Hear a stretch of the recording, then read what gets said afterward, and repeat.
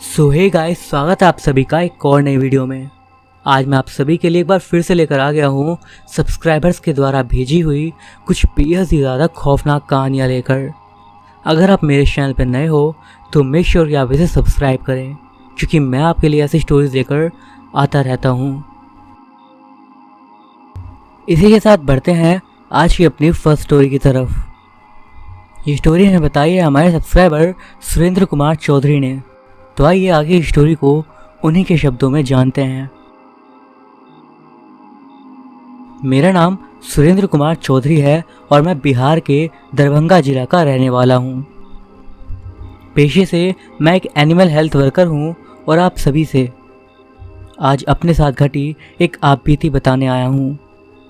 ये घटना जो मैं आपको सुनाने जा रहा हूँ ये साल 2006 की है। पशु चिकित्सक हूँ और साइंस भूत प्रेत जैसी चीज़ों को नहीं मानता, इसीलिए मैं भी इन चीज़ों पर यकीन नहीं करता था। हाँ, बट मैं साइंटिफिक वे में इन नेगेटिव एनर्जीज पर रिसर्च ज़रूर कर रहा था। कई लोग मुझे अपने साथ घटी घटना बताते थे, पर मुझे उनकी बातों पर यकीन नहीं होता था। लेकिन एक दिन मेरे साथ कुछ ऐसा हुआ कि मेरी सोच ही बदल गई। 2006 की जून का महीना था। मैं दरभंगा से वापस गांव लौटा था। मेरा गांव दरभंगा से 60 किलोमीटर दूर कुशेश्वर स्थान क्षेत्र के निकट है।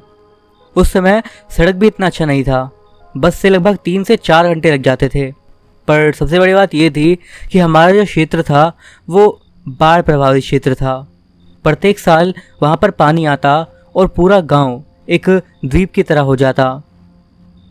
आसपास के गांव का जो रास्ता था वो भी पूरी तरीके से पानी में डूब जाता था, क्योंकि रोड के नाम पे बस कच्ची सी सड़क ही रहती थी जिसमें कई सारे गड्ढे होते थे। शाम को लगभग 6 बजे के आसपास तक मैं अपने घर पहुंच गया था। थकान होने के कारण घर जाने के तुरंत बाद ही मैं लेट भी गया। कुछ ही देर में मेरी आंख भी लग गई। 2 घंटे की नींद लेने के बाद लगभग 8 बजे के आसपास मेरे भाई ने आकर मुझे उठाया और बोला कि एक आदमी आया है आपसे मिलने के लिए। मैं उठा और फ्रेश होकर उनके पास चला गया। वो हमारे दरवाजे के पास ही बैठा हुआ था। मैंने उनसे पूछा कि क्या बात है भाई, तो उसने बताया कि मेरी गाय की तबीयत खराब है और हम लोग काफ़ी परेशान हैं। आप हमारे साथ अभी चलिए और हमारी गाय को देख लीजिए कि क्या हुआ है और उसका इलाज कर दीजिए। मैंने कहा देखिए, अभी रात को जाना ठीक नहीं है, आप भी रुक जाइए, कल सुबह में चल देंगे। उसने कहा कि मैं नाव लेकर आया हूँ और मेरा घर पकरिया है और वहाँ जाने के लिए आप केवल बोट से ही जा सकते हैं। वहाँ पर आपका बाइक नहीं जाएगा, इसीलिए आप अभी चलिए हमारे साथ ही, हम आपको ले जाएंगे। उसके बाद हम आपको वापस घर भी छोड़ देंगे। दरअसल उस दिन पानी काफ़ी तेज़ था, कहीं बांध टूट गया था शायद, पानी तेज़ी से बढ़ रहा था। मेरे पिताजी ने मुझसे कहा कि पानी काफ़ी तेज़ है, क्या करोगे, जाना है या नहीं। मैंने कहा एनिमल हेल्थ वर्कर हूँ, इनकी मदद करना ज़रूरी है, इसीलिए मैं उनके साथ जाने के लिए तैयार हो गया। तैयारी करते करते रात्रि के 9 बज गए। मैंने उस आदमी से पूछा कि आपका नाम क्या है, तो उसने अपना नाम रघु बताया। उसके साथ 2 और आदमी थे जो कि बोट पर बैठे हुए थे।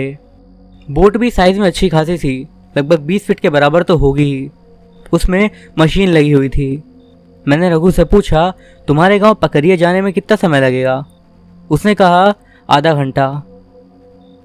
समय का अंदाज़ा लगाते हुए मैंने सोचा 1.5 से 2 घंटे में तो घर वापस आ ही जाऊंगा, ज़्यादा समय नहीं होगा और उनका काम भी हो जाएगा। लेकिन कहते हैं ना, जो होना होता है वो तो होता ही है। बोट पर हम लोग बैठ गए और उन्होंने बोट स्टार्ट कर दी और हम लोग चल पड़े। बोट काफ़ी तेज़ी से आगे बढ़ रही थी। सनोली के पास एक पुल था। उस पुल के नीचे से मछली को पकड़ने के लिए जाल लगाया गया था। रात्रि होने के कारण हमको ये पता नहीं चल पाया और हम लोग तेज़ी से निकल गए और बोट के पंखे से जाल उलझ गया और बोट का पंखा जाम हो गया। इसके 1 किलोमीटर आगे चलने के बाद, यानी कहीं कोई चंद्रपुर के आसपास तक, बोट का इंजन बंद हो गया। मैं रघु से पूछा ये क्या हो गया, तो उसने बोला देखते हैं क्या हुआ है।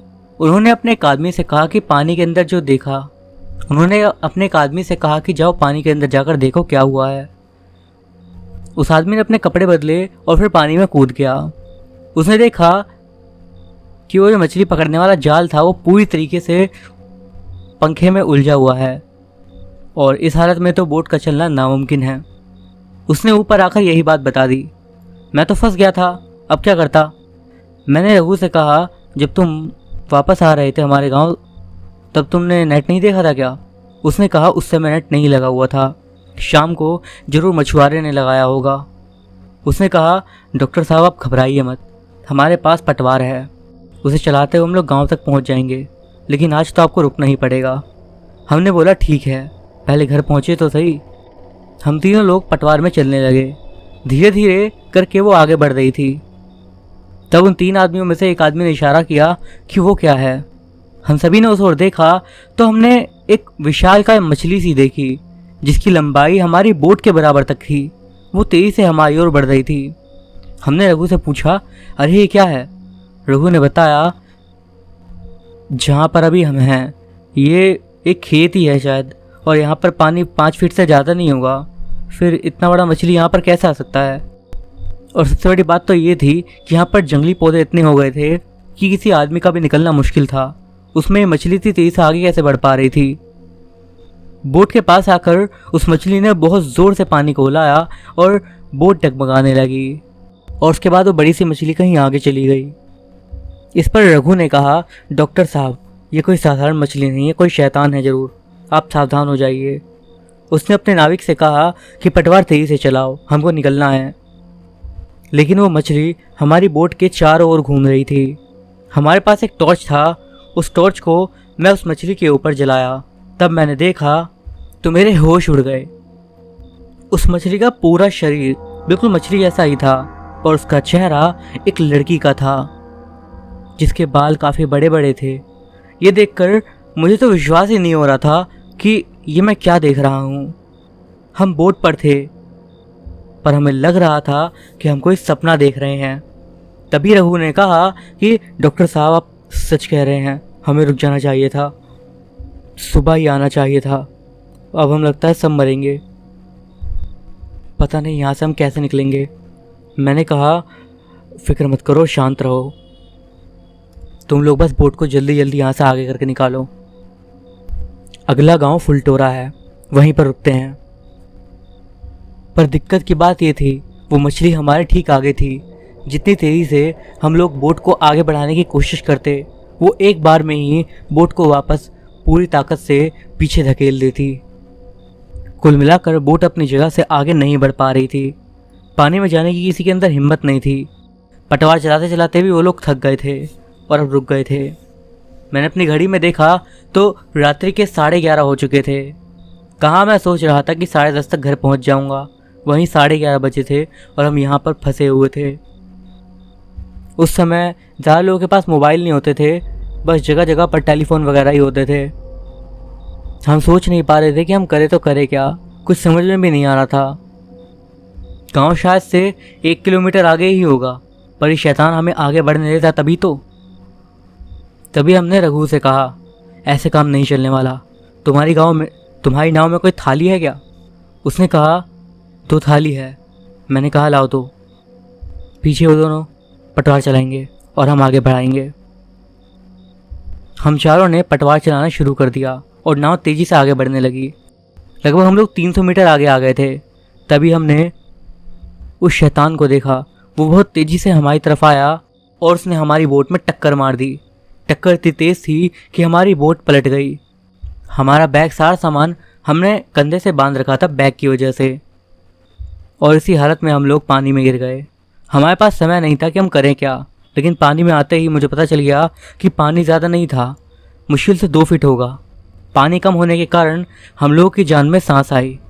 नाव पलटने के कारण नाव का पिछला हिस्सा मिट्टी में धंस गया और नुकीला हिस्सा आगे आ गया।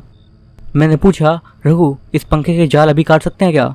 उसने कहा, अभी निकल जाएगा क्योंकि पंखा ऊपरी भाग में आ गया है। उसने अपने चाकू से नेट को काट डाला और पंखे को फ्री कर दिया। उसके बाद हम चारों ने पूरी ताकत लगाकर बोट की एक साइड को उठाया, लेकिन वो हिली भी नहीं। मुझे आश्चर्य हुआ कि 2 फीट पानी है और फिर भी हम बोट को हिला तक नहीं पा रहे हैं। कई बार हमने कोशिश करी, लेकिन फिर भी हम नाकामयाब थे। हम 4 आदमी थे, आखिर ऐसा क्यों हो रहा है? जब हमने ठीक से देखा तो वो शैतान ने अपने बाल से बोट को पकड़ा हुआ था, इसीलिए वो नहीं हिल रही थी। डर के मारे हमारी तो सांसें सूख गई। क्या करे क्या ना करे कुछ समझ में नहीं आ रहा था। हर तरफ बस पानी पानी दिख रहा था और उस पानी में हम 4 लोग यहाँ पर खड़े हुए थे। तभी रघु ने कहा, डॉक्टर साहब आज बचना मुश्किल लग रहा है। मैंने कहा, फुलटोरा गांव यहाँ से अधिक दूर नहीं है, हम तेज़ी से अगर जाएं तो वहाँ तक आसानी से पहुँच सकते हैं। रघु ने बोला, यहाँ से 200 मीटर बाद कमला नदी है जो कि बहुत गहरी है। अगर हम उसमें जाएंगे तो ये पानी वाला शैतान हमें दबाकर पक्का मार डालेगा। यहाँ पर पानी कम है, इसीलिए हमारी जान यहाँ सलामत है और ये हमें डुबा नहीं सकता।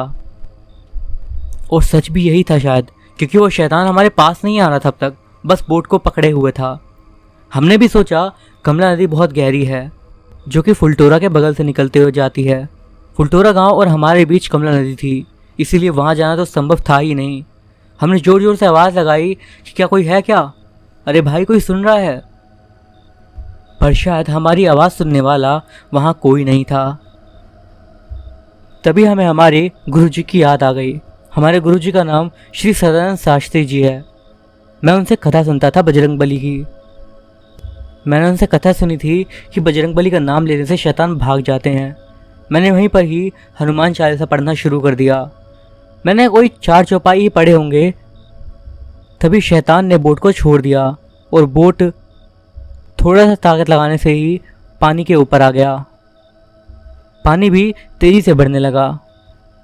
बोट आखिरकार हम लोगों ने पलट दिया और बोट के अंदर जो पानी भर गया था वो हमने तुरंत ही थाली से निकाल दिया।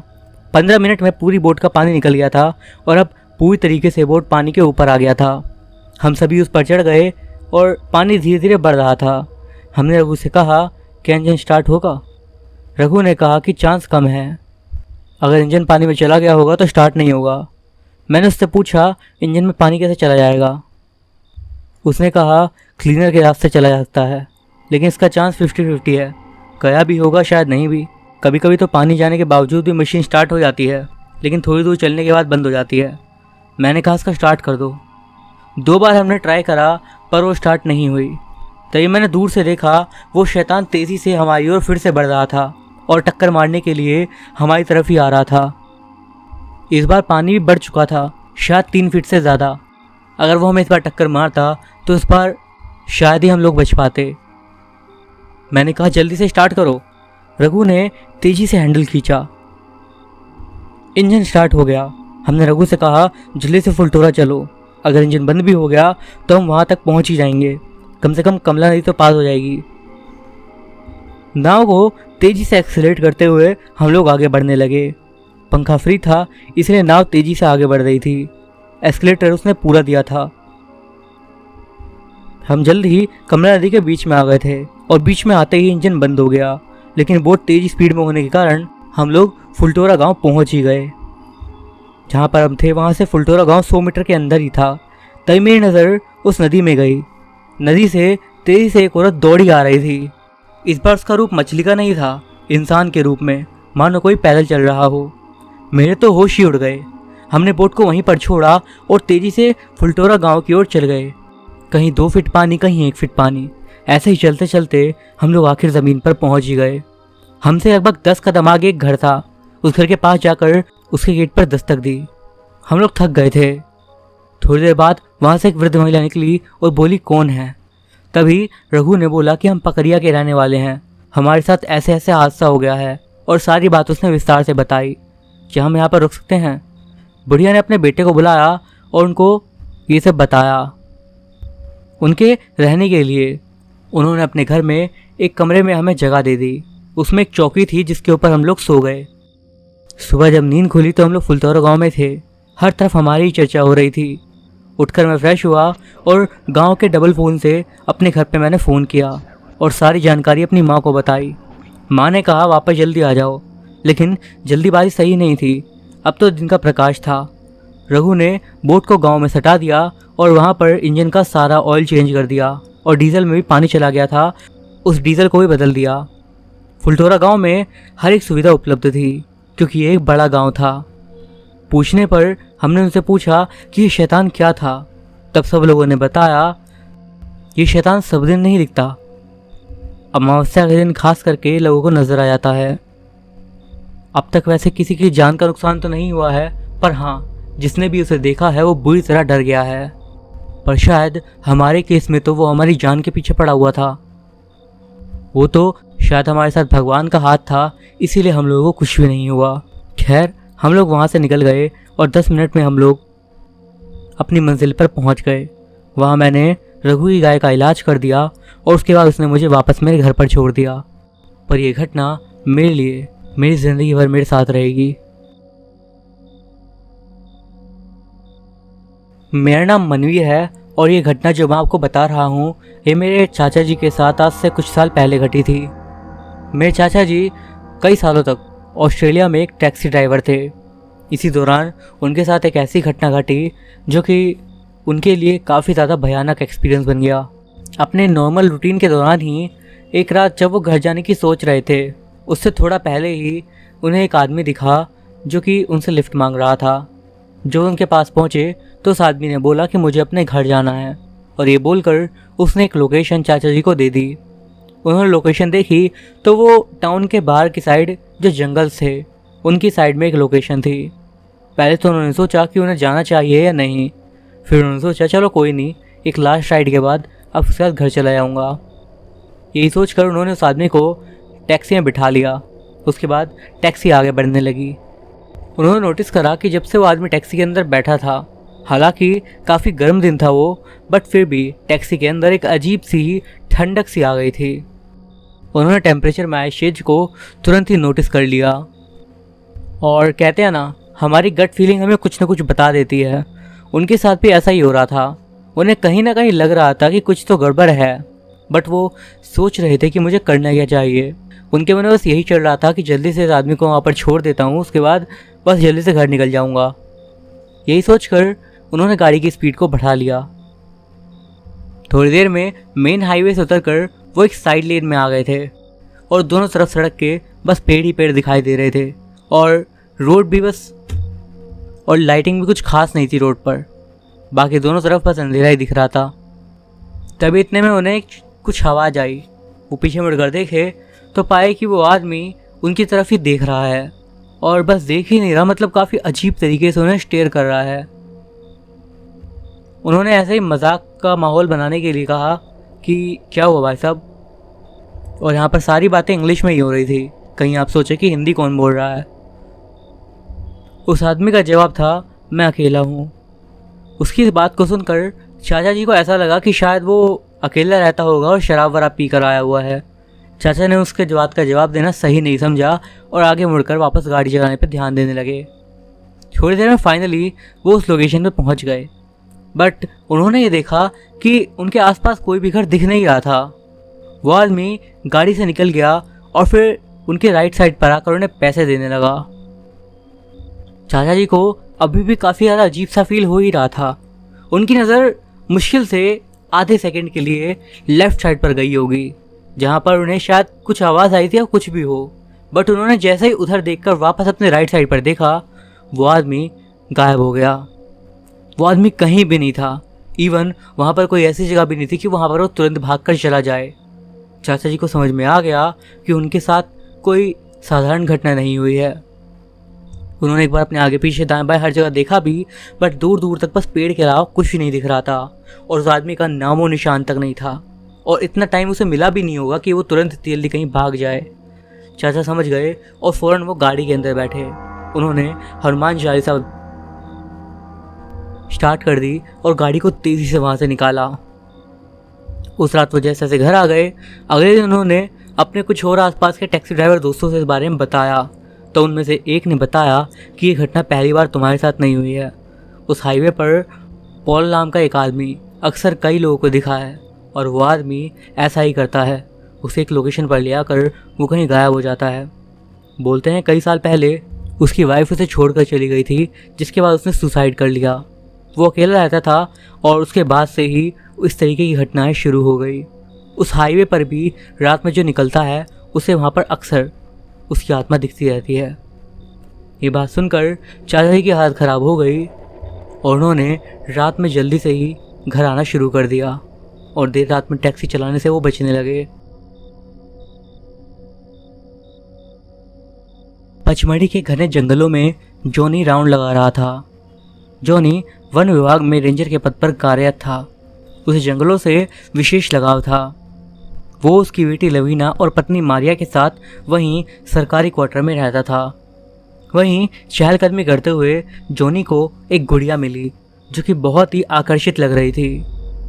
वाह, ये गुड़िया तो बहुत सुंदर है, इसे लवीना को दूंगा, खुश हो जाएगी।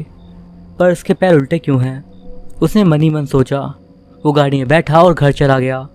घर पहुंचकर जॉनी ने लवीना को बुलाया। देखो मैं तुम्हारे लिए क्या लाया हूँ, जॉनी ने उल्लासित होकर कहा। वाह डॉल, थैंक्स पापा, लवीना बोली। वो गुड़िया इतनी आकर्षक थी कि लवीना उसे देखकर मंत्रमुग्ध हो गई। उसी रात को जब सब लोग सो चुके थे, अचानक गुड़िया में हलचल होने लगी। गुड़िया अचानक चलने लगी और उसकी आंखें चमकने लगी। धीरे धीरे वो चलकर बाहर जाने लगी। लवीना ने ये देख लिया और वो भी उसके पीछे पीछे चलने लगी। थोड़ी ही देर में वो खतरनाक गुड़िया जंगल में बने कब्रिस्तान में पहुंची और कब्रिस्तान का गेट धीरे धीरे खुलने लगा। उस अंधेरी रात में ये मंजर काफ़ी डरावना सा लग रहा था। वो कब्रिस्तान सालों पुराना लग रहा था, जहाँ कोई भी लाशें दफन नहीं करता था। अचानक कब्रिस्तान में कब्र से लाश उठकर बाहर आ गई और उसकी आंखें बाहर निकली हुई थी, जो कि दिखने में बिल्कुल एक जिंदा कंकाल लग रही थी। आजा मेरी बेटी, लाश ने गुड़िया से कहा। गुड़िया उछलकर लाश की गोद में जा बैठी। पीछे पीछे लवीना ही पहुंच चुकी थी और वो गुड़िया के वशीभूत हो चुकी थी। उस लाश ने लवीना को बुलाया और लवीना जैसे ही लाश के पास आई, लाश ने लवीना की आत्मा को अपने अंदर समाहित कर लिया। देखते ही देखते लवीना का शरीर काला पड़ गया और उसकी मौत हो गई। सुबह जब जॉनी की आँख खुली तो लवीना घर में नहीं थी। उसने पूरे जंगल में ढूंढा लेकिन वो कहीं नहीं मिली। एक लकड़ी काटने वाले ने जॉनी को बताया कि एक बच्ची की लाश पुराने कब्रिस्तान में पड़ी है। जॉनी भागकर डरता हुआ कब्रिस्तान पहुंचा और वहां उसे लवीना मृत मिली। उसने तुरंत इसकी सूचना खैर पुलिस को दी और पुलिस ने केस दर्ज कर लिया। जॉनी समझ नहीं पा रहा था कि उसकी बच्ची के साथ ऐसा कौन कर सकता है। घर पहुंचकर उसे लवीना के बिस्तर पर वो गुड़िया मिली। मैंने कहा था ना, ये गुड़िया मनहूस है, इसीलिए मेरी बच्ची की जान ली है, मारिया रोते चिल्लाते हुए बोली। कैसी धकियानुसी बातें कर रही हो, ये सब मैं नहीं मानता, जॉनी ने बोला। कुछ ही दिनों के बाद जॉनी के पड़ोस में एक नया परिवार रहने आया और उनके घर में एक बच्ची थी जिनका नाम मेघा था। जॉनी को मेघा में कहीं ना कहीं लवीना की झलक नजर आती थी। वो रोज़ रोज़ उसके साथ खेलता भी था, जिससे उसका तनाव दूर हो जाता था। एक दिन जॉनी ने उल्टे पैर वाली वो गुड़िया मेघा को दी। मेघा काफ़ी खुश हो गई। उसी रात फिर से वो गुड़िया उठी और कब्रिस्तान की ओर चल दी। मेघा भी वशीभूत होकर उसके पीछे पीछे चलने लगी। थोड़ी देर में वो कब्रिस्तान पहुंच गई और मेघा के साथ भी वही हुआ जो कि लवीना के साथ हुआ था। अगले दिन जॉनी को जब इसका पता चला तो वो बिल्कुल सदमे में चला गया। अब उसे भी उस गुड़िया पर शक हुआ। भोपाल के चर्च में एक पादरी हैं, उनका नाम जोसेफ है, वो हमारी इस मामले में मदद कर सकते हैं, मारिया ने कहा। जॉनी मिस्टर जोसेफ से मिलने के लिए तैयार हो गया। अगले दिन मारिया और जॉनी भोपाल के लिए रवाना हुए और वहां पहुंचकर उन्होंने मिस्टर जोसेफ से मुलाकात करी। मैंने आपसे फ़ोन पर इस बारे में बात करी थी। हाँ, क्या आप उस गुड़िया को लाए हैं? जी। ये कहकर उन्होंने वो गुड़िया टेबल पर रख दी। जोसेफ ने गुड़िया को देखा और उसके पैर उल्टे थे। उन्होंने कुछ मंत्र पढ़े और कुछ ही देर में गुड़िया हवा में उड़ने लगी। उसकी आंखों में खून सा आ गया और वो हंसने लगी। अचानक एक गमला मिस्टर जोसेफ के ऊपर आकर गिरा, जिससे वो नीचे गिर गए। मिस्टर जोसेफ ने मंत्र पढ़ते पढ़ते क्रॉस से बनी रस्सी को गुड़िया की ओर फेंका, जिससे वो गिर गई। उन्होंने गुड़िया को उसी रस्सी से बांध दिया। अभी तो ये गुड़िया वश में है, लेकिन इसे ख़त्म करने के लिए पचमढ़ी के कब्रिस्तान जाना होगा। ये गुड़िया एक चुड़ैल की गुड़िया है जो कि इसकी मदद से बच्चियों की आत्मा को निकाल कर उन्हें अपने में समाहित कर लेती है। इस गुड़िया को नष्ट करने के लिए उस चुड़ैल को ख़त्म करना ज़रूरी है, मिस्टर जोसेफ ने बताया। जोसेफ, जॉनी और मारिया वापस पचमढ़ी गए। उसी रात को जॉनी और मिस्टर जोसेफ कब्रिस्तान पहुँचे। अंधेरी रात में सन्नाटे के बीच कुत्तों के रोने की आवाज़ बहुत डरावनी थी। हवा भी बिल्कुल अजीब तरीके से बह रही थी। अचानक कब्रिस्तान का दरवाज़ा अपने आप खुल गया और जोसेफ ने मंत्र पढ़ना स्टार्ट कर दिया। हवा तेज़ गति से बहने लगी अचानक से एक कब्र खुली और चुड़ैल उसमें से बाहर निकली। मिस्टर जोसेफ ने जॉनी को क्रॉस दिया और पवित्र पानी झोले से निकाला। चुड़ैल ने जोरदार प्रहार किया और जोसेफ दूर जा गिरा। चुड़ैल गुड़िया को आज़ाद करने के लिए उसे उठाने लगी। जॉनी ने क्रॉस चुड़ैल की आंखों के सामने रखा, जिससे वो चिल्लाकर दूर चली गई। इसी बीच मिस्टर जोसेफ ने क्रॉस से बनी रस्सी से चुड़ैल को बांध दिया और उस पर पवित्र पानी छिड़का, जिससे चुड़ैल में आग लग गई और कुछ ही देर में वो राख बन गई। चुड़ैल के नष्ट होते ही गुड़िया के पैर सीधे हो गए। अब ये गुड़िया उसके प्रभाव से आज़ाद हो गई है, जोसेफ ने बोला। जॉनी उस गुड़िया को लेकर अपने घर चला गया और कुछ दिनों बाद उसने उस गुड़िया को एक जगह पर जाकर दफना दिया, जिसके बाद ये सारी घटनाएं बंद हो गई। बात कोई बहुत पुरानी नहीं है। मैं और मेरे दोस्त अपने ऑफिस में कुछ दिनों के लिए छुट्टी लेकर अपने तीसरे दोस्त संतोष के गांव घूमने के लिए चल दिए। कई बार संतोष से बातचीत में वो बताता था कि वो जिस जगह से आता है वहाँ घूमने के लिए काफ़ी कुछ है, इसीलिए हम 4 दोस्तों को वहाँ पे घूमने का सोच के काफ़ी इंटरेस्ट सा आने लगा। इसीलिए हम 4 दोस्तों की टोली संतोष के साथ उसके गृह ग्राम भीतरी के लिए निकल पड़े। इसका गांव मध्य प्रदेश के सीधी जिले में है। गांव में उसका बहुत ही बड़ा घर बना है। हालांकि ये ईंटें से बनी तथा मोटी दीवारी का कच्चा घर था, जिसमें कंक्रीट की जगह मिट्टी के बने खपड़ैल की छत थी। जैसे ही हम लोग उसके घर में प्रवेश करते हैं तो शरीर की पूरी गर्मी निकल जाती है। वास्तव में गांव के बने इन घरों में गर्मी का नामो निशान नहीं होता। संतोष के छोटे भाई ने कमरे के एक किनारे पर रखे बड़े से कूलर को चालू कर दिया। थोड़ी ही देर में पूरा कमरा ठंडा हो चुका था और हम लोग थक भी चुके थे। कड़ी चावल खाकर हम सब सो गए। शाम को जागने के बाद तय हुआ कि पूरे विंध्य प्रदेश में हम लोग किन किन जगहों पर घूमेंगे। उन स्थानों की सूची बनाई और अगले ही दिन हम लोग निकल पड़े विंध्य भ्रमण के लिए। विंध्य प्रदेश में सतना, रीवा, सीधी, सिंगरौली, उमरिया, अनूपपुर और शहडोल जिले भी आते हैं, ऐसा मेरे संतोष ने हमें बताया। इन सभी जिलों को घूमने के लिए हमने 6 दिन लिए। इसके बाद हम रीवा में कई मंदिर, जल प्रताप और किले घूमे। रीवा घूमने के लिए हमने 2 दिन वहाँ पर व्यतीत करे और अब हम अपने दोस्त संतोष के घर वापस जाने की सोच रहे थे, जहाँ से हम अपने कर्मस्थल इंदौर की ओर प्रस्थान करते। रीवा से करीब रात 11 बजे हम लोग भीतरी गांव के लिए निकले। हम लोग बोलेरो में थे और ये संतोष की थी। मेरे 4 दोस्त और संतोष को मिलाकर हम 5 जने थे टोटल। गाड़ी संतोष चला रहा था। हालांकि हम रीवा में जिनके घर में ठहरे थे उन्होंने मना किया था कि रात को भीतरी ना जाएं, क्योंकि भीतरी जाने के लिए एक पहाड़ी पार करनी होती है जिसका नाम छुइया घाटी है, जहाँ पर कई चोर उचक्के घात लगाए छिपे होते हैं और लोगों के साथ लूटपाट वगैरह करते हैं। पर क्योंकि हम संख्या में 5 लोग थे, इसीलिए हमने निकलने का ही फैसला करा। गर्मी के समय में दिन में यात्रा करने से अच्छा रात के ठंडक भरे माहौल में सफ़र किया जाए। ऐसा विचार करके हम संतोष के गांव की ओर निकल पड़े। पहाड़ को पार करने में 45 मिनट लगते हैं। रात को तकरीबन 12 बजे के आसपास के समय हम लोग पहाड़ के सबसे ऊपरी भाग पर थे। इस पहाड़ में सड़क टेढ़ी मेढ़ी सी बनी हुई है। संतोष ने बताया कि पूरे पहाड़ में कुल मिला के 72 मोड़ हैं। 40 हम पार कर चुके थे कि अचानक जोर के धमाके के साथ हमारी गाड़ी लहराने लगी। संतोष ने बताया कि गाड़ी का टायर फूट गया है।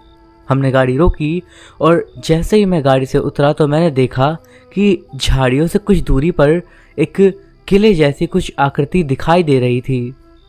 मैंने संतोष से पूछा, ये क्या दिख रहा है?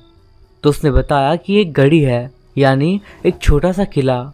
पुराने समय में राजा जब इस पहाड़ में शिकार खेलने आते थे तो यहीं पर रुकते थे। मैंने उसे बोला कि चलो इसे देख के आते हैं। रात भी काफ़ी सुहानी थी और हल्की हल्की हवा बह रही थी तथा पानी के फुव्वारे पड़ रहे थे। संतोष चोर चक्कों को लेकर डरा हुआ था। मैंने उसे समझाया कि हम 5 लोग हैं, डरने की बात नहीं है, बस आधा घंटा रुकेंगे और फिर वापस आ जाएंगे। अनमने मन से संतोष भी सहमत हो गया और हम लोग किले की ओर बढ़ गए। 10 मिनट के दुर्गम रास्ते को पार करके हम लोग किले पर पहुंच गए। हमारा एक दोस्त रवि कैमरे से वहां की शूटिंग भी करने लगा तथा एक दोस्त राजेश डरावनी आवाज़ें निकालकर हमें डराने की कोशिश करने लगा। मुझे यहाँ पर आकर काफ़ी अच्छा महसूस हो रहा था। यह मेरे लिए एक एडवेंचर की तरह था। अचानक किसी के तभी पायल की आवाज़ आई। एक बार के लिए तो सन्नाटा छा गया और हम सब लोग डर गए, पर थोड़ी देर में लगा जैसे किसी ने मजाक किया है और हम आपस में पूछने लगे, पर ऐसा लगा कि जैसे ऊपर वाली मंजिल पर कोई चल रहा हो, पर यह पायल की आवाज़ नहीं लग रही थी। ऐसा लग रहा था जैसे कोई चमड़े के जूते पहनकर ऊपर चल रहा हो। तभी हमारा चौथा दोस्त चिल्लाया, कौन है जो वहाँ पर खड़ा है? हम सब उस ओर देखने लगे जिस दिशा में देखते हुए वो चिल्ला रहा था। वहाँ हमने एक महिला की आकृति देखी जो कि साफ साफ नहीं दिखाई दे रही थी, पर वो हमें घूर रही थी, इतना पता चल रहा था। तभी वो महिला चिल्लाई, भाग जाओ, तुम लोग नहीं तो तुम मरोगे। और तभी एक तेज़ हवा का झोंका हमारी आंखों में धूल को लेकर आया और हमने अपनी आंखों पर हथेली रखी। पर जैसे ही हमने हथेली हटाकर देखा उस आकृति की तरफ, तो वो वहाँ पर नहीं थी। दूसरी मंजिल से आ रही चलने की आहट अब तेज़ हो चुकी थी। अचानक ऊपरी मंजिल से एक गरजती हुई आवाज़ आई, कौन है वहाँ? तभी हमें एक हवा का झोंका छू कर गया और उस हवा के झोंके के साथ पायल की छन-छन की आवाज़ भी आई, पर हमें कोई दिखा नहीं। तभी किसी दूसरे कोठरी से एक महिला के हंसने की आवाज़ आई और हम सब डरे हुए थे। तभी राजेश ने बाहर इशारा करते हुए हमें वहाँ देखने को कहा। वो दृश्य देखकर हमारे पैरों तले ज़मीन खिसक गई। हमारे शरीर के रोए खड़े हो गए और किले के आसपास लगे झाड़ियाँ अजीब तरह से हिलने लगे। कुछ में तो इंसानी चेहरे की आकृति भी बन रही थी। ये दृश्य देखकर हम लोगों को होश नहीं रहा और हम आंखें मूंद कर वहाँ से भागे। तभी पीछे से फिर वही गरजती हुई आवाज़ आई, कहाँ जा रहे हो, वापस आओ। और फिर पता नहीं कहाँ से एक साथ मानो सैकड़ों कुत्तों के रोने की आवाज़ आने लगी और फिर किसी के चीखने की आवाज़। हम बेतहाशा भागे। पंचर गाड़ी को ही कुछ दूर तक हम लोग चलाते रहे और हम तब तक भागते रहे जब तक हमें उस किले से कुत्तों के रोने की आवाज़ और हमें वापस बुलाने की आवाज़ आना बंद नहीं हो गई। जैसे करके फिर हम भागते हुए घर आ गए और आज तो इस घटना को 2 साल बीत चुके हैं, पर मैं तब से अब तक रात में सफ़र नहीं करता और यदि कहीं जाना पड़ भी जाए तो बस ट्रेन वगैरह में जाता हूँ। आज मैं बहुत खुश हूँ क्योंकि आज पूरे 11 साल बाद अमेरिका से मेरा दोस्त अपनी पढ़ाई पूरी करके वापस लौट रहा है। उसने फिज़िक्स में पीएचडी करी है। उसका मानना ये है कि इस दुनिया में जो कुछ भी हो रहा है हर चीज़ में फिज़िक्स है। खैर जो भी हो, पर इस कहानी में ऐसा तो क्या हुआ कि उसकी फिज़िक्स भी काम नहीं आई। चलिए आज आपको पूरी घटना बताते हैं। जब वो अमेरिका से वापस आया तो सीधा वो मुझसे मिलने के लिए मेरे घर पर आ गया और आकर मुझसे गले मिला। मैं भी उसे देखकर काफ़ी खुश हो गया। ये एक सरप्राइज़ था। मैंने बोला, अरे शिवम, अमेरिका से कब लौटा, बताया भी नहीं। अरे भाई, सरप्राइज़ बताए थोड़ी जाते हैं, सरप्राइज़ देना था तुझे। और बता क्या हाल चाल है, घर में सब कैसे हैं? मैंने कहा सब बढ़िया और घर में भी सब अच्छे हैं। तू बता कि तू कैसा है, तेरी पढ़ाई पूरी हो गई? हाँ, पढ़ाई तो कंप्लीट हो गई और अब मैं हमेशा के लिए वापस आ गया हूँ और हम दोनों मिलकर खूब मस्ती करेंगे। ठीक है, पर आज तुम्हें मेरे घर पे खाना खाने के लिए आना पड़ेगा। मैं बोला। उसने जवाब दिया, ज़रूर आऊँगा और उसके बाद हम लोग कहीं घूमने चलेंगे, कुछ तूफान ही करेंगे, ठीक है ना? ठीक है। इसके बाद हम दोनों ने रात को खाना खाने के बाद हमारे गांव के पुराने मंदिर में घूमने के लिए गए। शिवम, क्या तुम्हें पता है ये मंदिर बहुत ही ज़्यादा परिचित है? मैंने बोला। उसने हैरान होकर जवाब दिया, ओह तो ये है तुम्हारा तूफानी अंदाज। क्या यार, तुझे कोई अच्छी जगह नहीं मिली जहाँ पे ले आया? मंदिर। तुम चलो तो सही, बहुत मज़ा आएगा।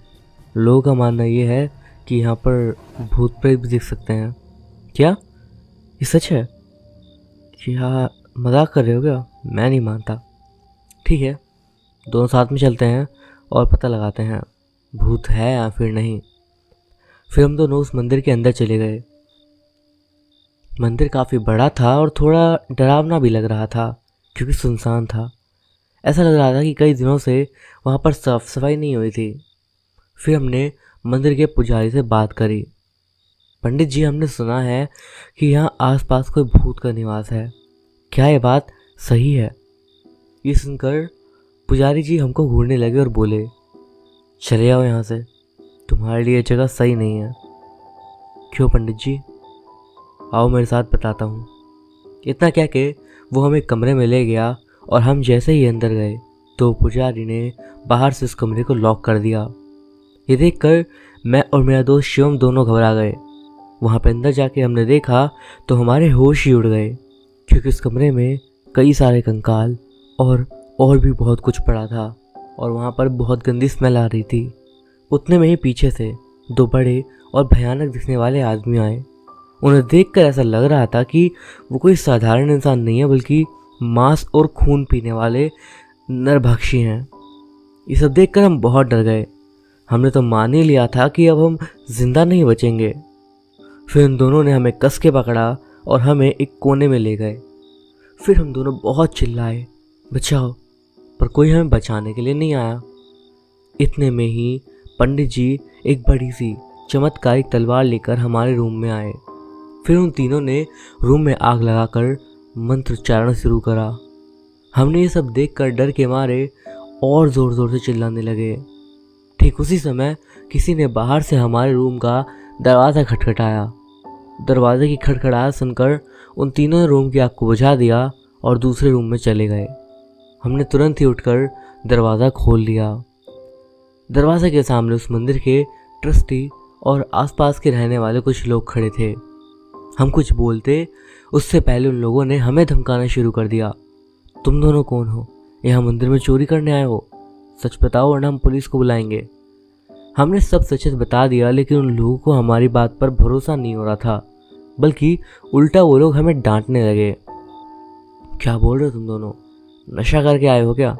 ये मंदिर कई साल पहले खंडर हो चुका है, यहाँ कोई पुजारी नहीं है। अब चलो यहाँ से वरना हम पुलिस को बुलाएंगे। ये सुनकर तो हमारे होश ही उड़ गए क्योंकि हमने अभी तक जो देखा शायद वो इंसान नहीं बल्कि उनकी प्रेत आत्माएं थी। हम तुरंत ही उस मंदिर से बाहर निकल गए। बाहर निकलते समय मैंने मंदिर की खिड़की से अंदर देखा तो वहाँ पर वो तीनों मौजूद थे और मुझे देखकर मुस्कुरा रहे थे। मैं और मेरा दोस्त तुरंत बाइक लेकर घर पहुँच गए। आज भी इस घटना को सोच के एक डर की लहर मेरे अंदर दौड़ जाती है। दोस्तों, ये घटना एक सच्ची घटना है, इसलिए इस कहानी को बड़े ध्यान से सुनिएगा। ये कहानी ऐसी है कि एक बार मैं अपने 4 खास दोस्तों के साथ मनाली से पंजाब की राजधानी चंडीगढ़ को जा रहा था। ऑनलाइन एक अच्छा होटल हमने अपने लिए बुक कर लिया था। हम सभी लोगों ने यह फैसला करा था कि हम रात के शांत माहौल में ही गाड़ी चलाकर वहाँ जाएंगे, जिससे सुबह सुबह ही हम होटल में चेक इन कर लें। लगभग रात को करीब 3 बजे के आसपास हम लोग चंडीगढ़ की सीमा के पास आ चुके थे। जिस रास्ते से हम गुजर रहे थे उस रास्ते में एक छोटी सी पहाड़ी पड़ती है। अब हम इसी पहाड़ी पर गाड़ी को चलाते हुए जा रहे थे। इस पहाड़ी में रास्ता ढलान के साथ साथ घटक रूप से मुड़ावदार है। एकाएक हम सब ने देखा कि सफ़ेद कोरोला एटलिस सड़क के किनारे पर खड़ी हुई है और उस गाड़ी के पार्किंग लाइट और ब्लिंकर चालू हैं। उस गाड़ी के बाजू में एक सुंदर सी लड़की खड़ी हुई है। उसने एक सुंदर सा गुलाबी टॉप और जीन्स का कपड़ा पहना हुआ है और वो हमारी गाड़ी देखकर हमसे लिफ्ट के लिए इशारा करने लगी। ये देखकर हम सभी दोस्तों के बीच में चर्चा होने लगी कि हम उस लड़की को लिफ्ट दें या नहीं, क्या हमें उसकी मदद करनी चाहिए। हम 4 में से 3 लोग उस लड़की की मदद करने के पक्ष में थे, पर एक लड़का नहीं था। उसने कहा ये एक धोखा या फिर चालबाजी भी हो सकती है। जो लड़की के विरोध में कह रहा था उसे लग रहा था कि ज़रूर कुछ गड़बड़ है और हम सबको इस झमेले में नहीं फंसना चाहिए। मेरे दोस्त ने उस लड़की के पास जाकर गाड़ी को धीमा कर लिया और गाड़ी की खिड़की को नीचे करके। उसी समय दूसरे दोस्त ने तेज़ आवाज़ में कहा, भाई गाड़ी क्यों रोक रहे हो, कुछ गलत हो सकता है, इसलिए बिल्कुल भी इस लड़की को देखकर मत पिघलो। उसकी आवाज़ सुनकर ड्राइव कर रहे दोस्त ने गाड़ी की स्पीड को फिर से बढ़ाने लगा और लड़की की मदद ना करने का मन बना लिया। लेकिन जैसे ही हम उस लड़की के सामने से गाड़ी निकाल रहे थे तभी गाड़ी में एक कड़कदार खुशबू फैल गई।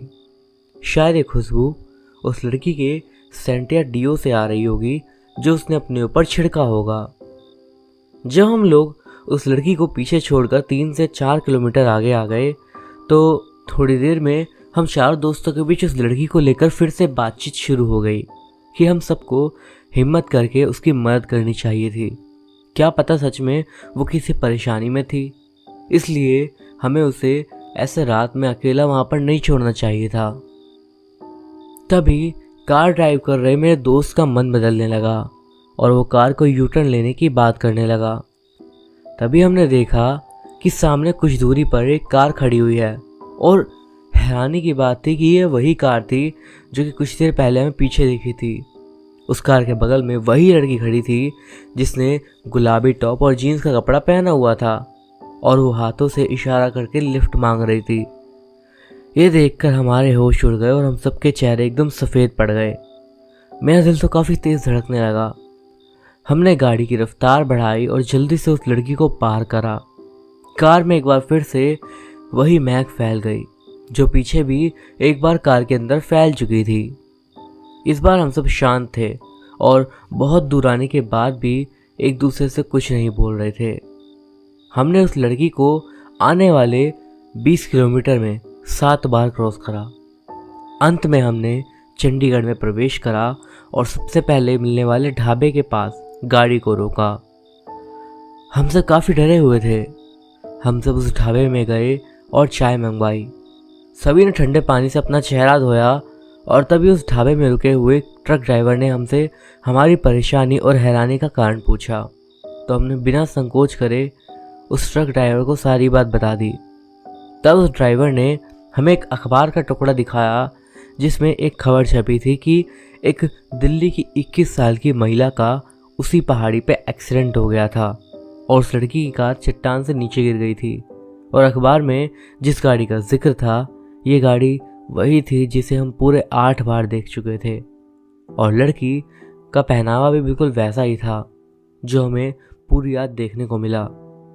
हम सब काफ़ी डर गए थे। जब हम वापस चंडीगढ़ से मनाली जा रहे थे तो इस बार हम लोगों ने दिन का सफ़र चुना और अब हम कभी भी रात का सफ़र करने के बारे में नहीं सोचते।